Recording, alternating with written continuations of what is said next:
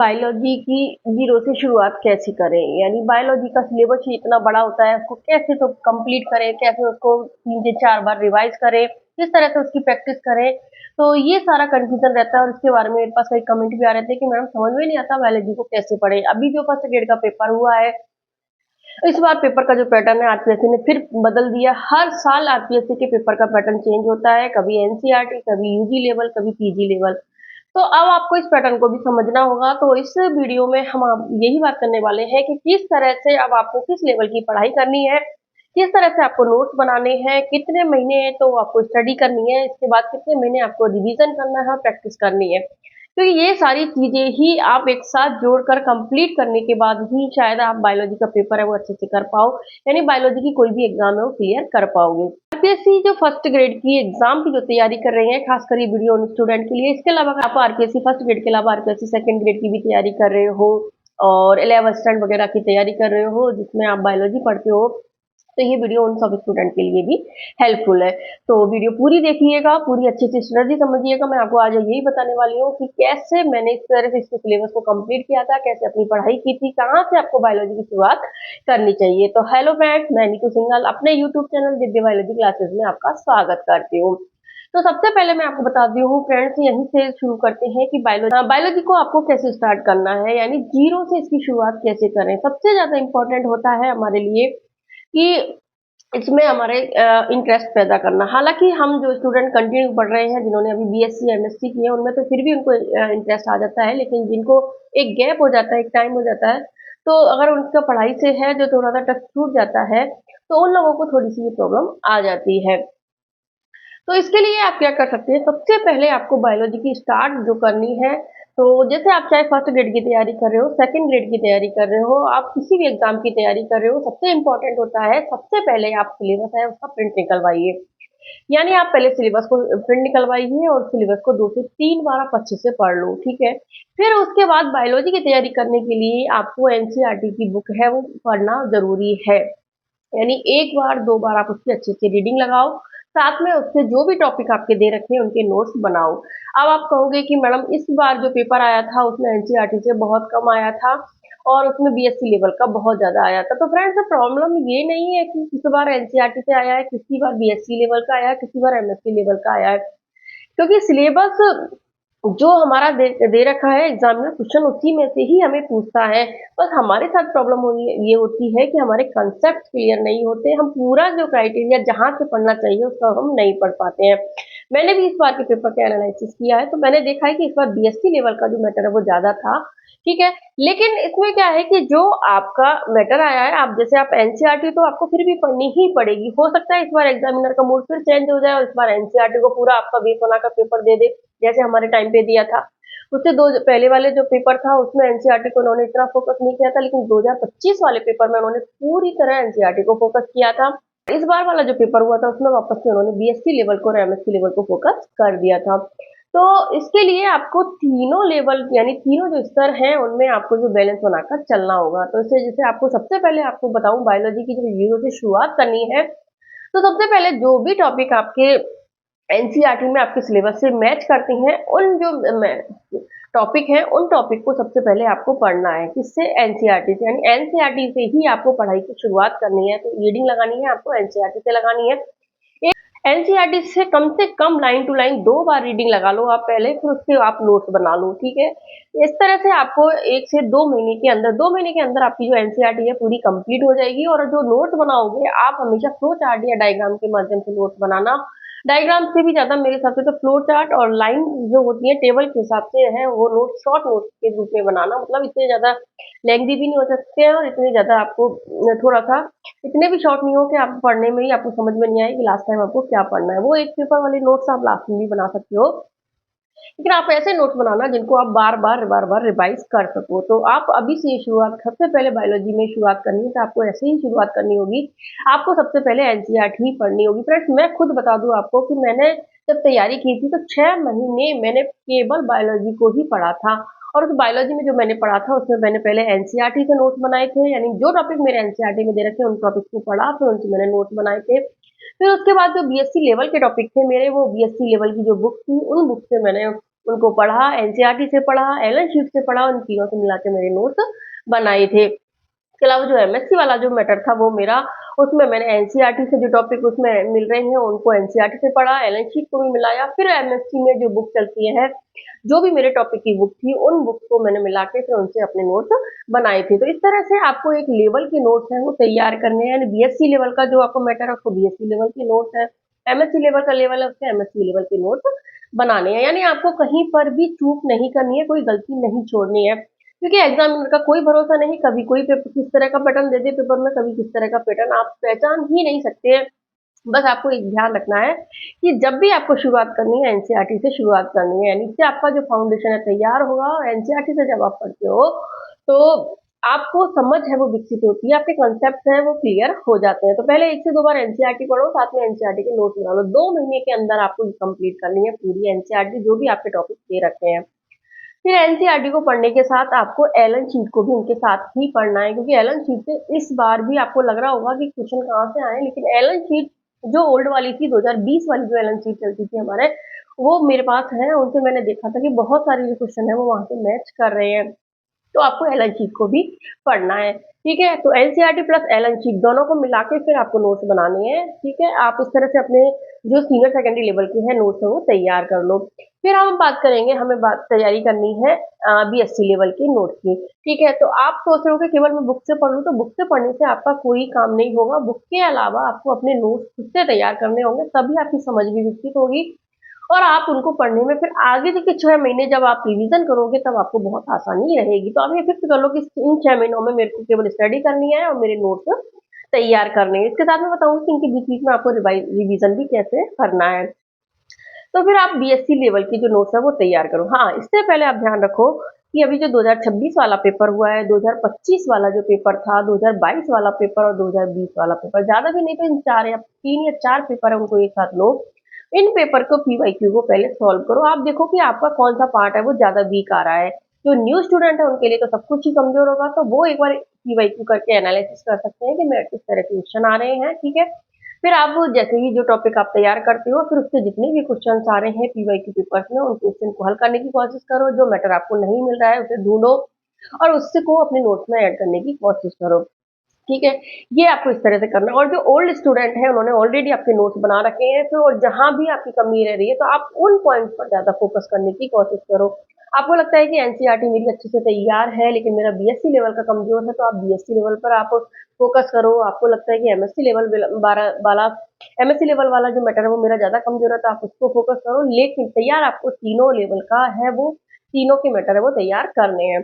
अब बात करें हम आपकी बीएससी लेवल की, तो बीएससी लेवल के लिए आपकी जो भी मैंने आपको पहले भी बुक लिस्ट बता रखी है और फिर आगे भी अभी एक नई वीडियो बना के सारी अभी अपडेटेड बुक लिस्ट बता दूंगी कि कौन सी बुक से इस बार पेपर आया था और आपको कैसे तैयारी करनी है। तो आपको बुक लिस्ट लेनी है और बुक आपकी जो बीएससी लेवल पे जितने भी आपके सब्जेक्ट है, जैसे सेल बायोलॉजी आ जाता है, का कोऑर्डेटा है, नॉन कोऑर्डेटा आ रहा है, एम्ब्रियोलॉजी पर इन लोगों ने बहुत ज्यादा फोकस किया है, एम्ब्रियोलॉजी है, बायोस्टैटिक्स आई है, इथोलॉजी आपकी आई है।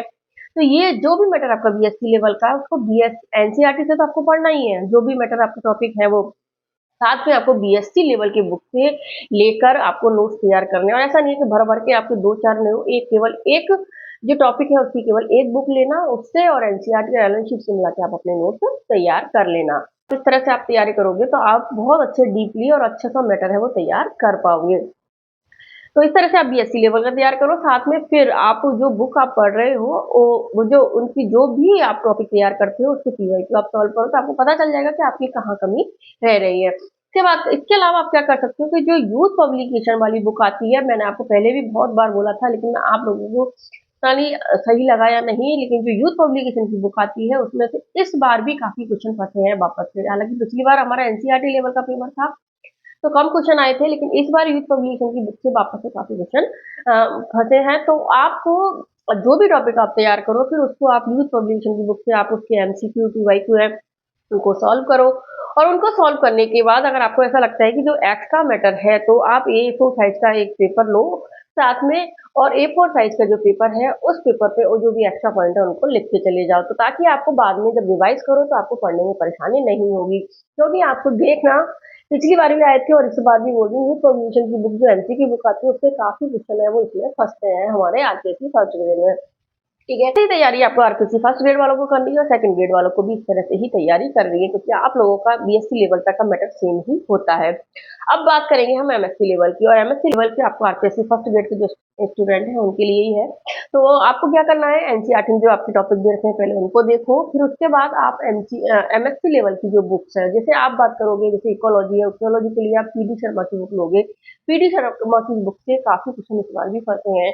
इसके अलावा अगर आपको नेट जेआरएफ के जो भी टॉपिक आपके दे रखे हैं, अगर नेट जेआरएफ के नोट्स आपको मिल जाते हैं तो आप उन बुकलेट को जरूर ले लो, क्योंकि नेट जेआरएफ की जो बुकलेट है उनसे इस बार क्वेश्चन काफी अधिक आए हैं फ्रेंड्स। इसके अलावा मैंने आपको बताऊं, फिर इन बुक्स को लेकर साथ में आपके टॉपिक कलेक्ट करो, इस टॉपिक से आप इन दोनों तीनों मैटर को मिला के अपने नोट्स तैयार कर लो। फ्रेंड्स आपको मैं बताऊं कि जो मेरे एमएससी लेवल के नोट्स थे और जो आपके अभी क्वेश्चन आए हैं उनमें से काफी क्वेश्चन है जो मेरे सॉल्व हो रहे हैं, मतलब मेरा जो मैटर है वो उसमें मैंने लिख के रखा है, क्योंकि मैंने जो नेट जेआरएफ के जो नोट्स थे बुकलेट की उन्हीं से ही जो भी एमएससी लेवल का मैटर है वो तैयार किया था। तो आप इस तरह से कर सकते हैं। इसके अलावा बताऊं, जैसे मैंने डीएनए सीक्वेंसिंग आपको पढ़ाया था, है ना, जिस आपको पढ़ाया था। इसके अलावा आपको जो मैंने बायोजियोग्राफी वाला जो मैटर करवाया था उसमें से काफी क्वेश्चन मेरे आए हुए हैं, यानी इलेक्ट्रॉन और जो माइक्रोस्कोपी मैंने पढ़ाई थी तो उनमें से काफी क्वेश्चन मेरे आए हुए हैं जो मैंने आपको पढ़ाया था। तो एक लेवल का आप मैटर तैयार करोगे तो आपको कोई प्रॉब्लम नहीं होगी, चाहे आपसे फिर वो एमएससी लेवल का पूछे, बीएससी लेवल का पूछे, चाहे आपको एनसीईआरटी सीनियर सेकेंडरी लेवल का पूछे, लेकिन आपको तीनों लेवल का मैटर है तैयार करना है। तो इस तरह से आपको एनसीईआरटी का आपने सीनियर सेकेंडरी लेवल का तैयार कर लिया, बीएससी लेवल का मैटर तैयार किया और एमएससी लेवल का तैयार कर लिया। अब दो दो महीने करके यानी लगभग 6 महीने के अंदर ही पूरा आप मैटर है अपना तैयार कर लो। जो स्टूडेंट नए हैं वो इस तरह 6 महीने में तैयार कर लो, जो स्टूडेंट पुराने हैं जिनके पास नोट्स हैं वो अपने नोट्स को देखो और जो मैटर अभी इस बार पूछा गया है उसको देखो, और फिर आपको लगे कि कहाँ कमी रही है तो उस पर आप जो है अपनी पूरा फोकस डालो और उसको आप एक्स्ट्रा तैयार करने की कोशिश करो। तो इस तरह से आपको 6 महीने तक बिल्कुल इस तरह से पूरे नोट्स जो है आपको तैयार कर लेने हैं। अब जब आप नोट्स तैयार करोगे, इसके साथ ही आपको बीच-बीच में ऐसा नहीं है कि आपको बस एक टॉपिक पढ़ते गए, आपको पढ़ते जाना है। इन टॉपिक्स के बीच में आपको रिवाइज़ भी करना है, ठीक है? तो आप रिवाइज़ कैसे करोगे इसके लिए बीच-बीच में, कि जैसे आपने एक टॉपिक पढ़ा, आज एक टॉपिक कंप्लीट कर लिया, जब आप कल दूसरा टॉपिक शुरू करते हो या परसों शुरू करते हो, मतलब अगर कोई टॉपिक लंबा है 2 दिन में होगा, तो जब फुल परसों आप शुरू टॉपिक करते हो तो उस टॉपिक को शुरू करने से पहले जो आपने टॉपिक पहले तैयार किया है उस टॉपिक को आप आधा घंटा रिवाइज कर लो, ताकि आपका माइंड है वो वापस से एक्टिव हो जाएगा और जो आपने पढ़ा है वो आपको याद होने लग जाएगा। तो जो आपने नोट्स बनाए हैं उन नोट्स को रिवाइज कर लो, ठीक है? तो इस तरह से आप तैयार कर लो। इसके अलावा आपको 5+2 वाला फॉर्मूला अपनाना है। जैसे 5 दिन तक आपने लगातार नोट्स बना लिए, फिर एक तो ये हो गया आपका 30 मिनट वाला डे टू डे वाला हो गया। फिर आप वीकली प्लान में क्या रखोगे कि जैसे 5 दिन आपने कंटिन्यू नोट्स बनाए और छठे और सातवें दिन, ठीक है, आपको क्या करना है, जो भी 5 दिन आपने नोट्स बनाए हैं, जो भी मैटर आपने पढ़ा है उसको वापस से रिवाइज कर लो, ठीक है? 2 दिन रिवाइज करोगे तो इस तरह से आपका 7 डेज में ही रिवाइज हो जाएगा। फिर आप अगला टॉपिक आपका शुरू करो और उसके अच्छे से नोट्स बना लो, और इस तरह से आप बनाओगे तो आपका जो फिर एक मंथली रिवीजन आप दे सकते हो सारे टॉपिक्स को, ठीक है? फिर उसमें आप भी वही 2 दिन रखो, 28+2 वाला रखो, 28 दिन तक जो भी आपने पढ़ा है उसमें 2 दिन आपको रिवाइज कर लो और 30 दिन में लगभग आपकी एक बुक है कंप्लीट हो जानी चाहिए। ऐसे आपके जो 30 दिन में आपका एक बार फिर से रिवाइज हो जाएगा। फिर अगले महीने का इस तरह से जो भी टॉपिक्स आप तैयार करें वो करो। फिर 2 महीने के बाद, 2 महीने के लास्ट में जब आप इसको पूरी एनसीईआरटी को खत्म करके रखोगे, यानी बीएससी लेवल का जो भी मैटर आप तैयार करोगे उससे पहले एक बार पूरा मैटर तैयार रिवाइज कर लो 2 दिन या 3 दिन देकर। तो सरसरी निगाह से आप रिवाइज कर लो और पीवाई की प्रैक्टिस करोगे तो भी आपका रिवाइज हो जाएगा। तो इस तरह से आपको प्रैक्टिस भी हो जाएगी और आपका रिवीजन भी हो जाएगा। तो ये 6 महीने का जो रिवीजन है वो तो आपको ये इस तरह से करना है, यानी आपको स्टडी प्लस आपके notes plus revision plus PYQ practice आपको 6 महीने के अंदर एक साथ करनी है, जिसमें आपको रिवीजन और पीवाई को थोड़ा कम टाइम देना है और आपकी नोट्स बनाने वाली है और आपकी जो स्टडी है उसको थोड़ा सा एक्स्ट्रा टाइम देना है। ध्यान रखना, बायोलॉजी के लिए आप अभी से अगर 6 घंटे पढ़ोगे, यानी कम से कम 5 से 6 घंटे दोगे, तो ही आप अपना पूरा सिलेबस एक साल में कंप्लीट कर पाओगे, क्योंकि अगली साल जो है पोस्ट वैकेंसी फिर आ रही है और इसी टाइम इसकी एग्जाम फिर से हो जाएगी। अब हम बात करें कि आपको अगले 6 महीने क्या करना है, तो इस 6 महीने में आप नोट्स तैयार कर लो, फिर अगले 6 महीने आपको केवल रिवीजन को फोकस करना है, यानी आपको रिवाइज करना है बार-बार, यानी 4 से 5 बार एक टॉपिक को रिवाइज करना है। तो जो टॉपिक आपने पहले पढ़ा, फिर उस टॉपिक का रिवाइज कर लिया, फिर उसके पीवाईक्यू सॉल्व करो, उसकी पीवाईक्यू प्रैक्टिस करो। ऐसा नहीं है, हाँ, एक पीवाईक्यू के लिए मैं बता दूं कि आपको ऐसा नहीं है कि आपने एक बार पढ़ लिया और छोड़ दिया, उससे कुछ नहीं होता है, ना आपको याद होता है, ना आपकी कोई प्रैक्टिस हो पाती है। आप पीवाईक्यू जैसे टॉपिक पढ़ा, फिर वापस से पीवाईक्यू उनके सॉल्व करो, फिर यूथ पब्लिकेशन की बुक जो है जिसमें आपने हाईलाइट किया है उनको वापस से क्वेश्चन को पढ़ो, उसको सॉल्व करो। तो इस तरह से इसको बार बार आपका कम से कम 5 बार बायोलॉजी का रिवीजन हो जाना चाहिए एग्जाम से पहले। और पीवाईक्यू और प्रैक्टिस, और पीवाईक्यू प्रैक्टिस यूथ पब्लिकेशन की बुक से आपको प्रैक्टिस करनी है, और इस तरह से आपके लास्ट के 6 महीने में फिर रिवीजन और प्रैक्टिस करना है। फिर आप फ्रेंड्स मैं बताऊं मैंने तो क्या किया था कि जो यूथ पब्लिकेशन की बुक में आपका टॉपिक देखा, जैसे फंजाई वाला टॉपिक में बात करूं, तो फंजाई वाला टॉपिक मैंने एनसीईआरटी से एलएनसी से तैयार कर लिया था, बीएससी लेवल का है तो बीएससी लेवल से तैयार कर लिया था। फिर इसको तैयार करने के बाद मैंने इसको टॉपिक को अच्छे से पढ़ लिया, फिर यूथ पब्लिकेशन की बुक से मैंने क्वेश्चन सॉल्व करे, तो जितने मेरे से हो गए वो मैंने करे, जो मेरे से हो नहीं रहे थे या फिर मुझे लग रहा था कि ये मैटर मेरे पास नहीं है, तो वो मैंने हाईलाइट कर लिया, और फिर इसको मैंने A4 साइज के जो पेपर था उसमें अपने नोट्स तैयार कर लिए, या फिर उसके छोटे-छोटे फॉर्म में लिख के उसके नोट्स मैंने बना लिए थे। तो इस तरह से मैंने इसे किसी भी मैटर को तैयार किया था। तो फ्रेंड्स आपको इस तरह से बायोलॉजी को जीरो से शुरुआत करनी है, और इस तरह से मैंने आपको बताया कि मैंने किस तरह से अपना सिलेबस कंप्लीट किया, और इस तरह से आपको भी अपना सिलेबस कंप्लीट करना है। 5 से 6 बार रिवीजन के लिए इसको रखना है, तब जाके आपका सिलेक्शन हो पाएगा, क्योंकि पेपर टफ होता है या आपका इजी हो, अगर इजी होगा तो आपकी कट ऑफ ज़्यादा चली जाएगी, लेकिन पेपर टफ होता है तो कट ऑफ कम भी ही जाती है। बस ये फ़र्क होता है कि हम उस चीज़ को समझ नहीं पाते।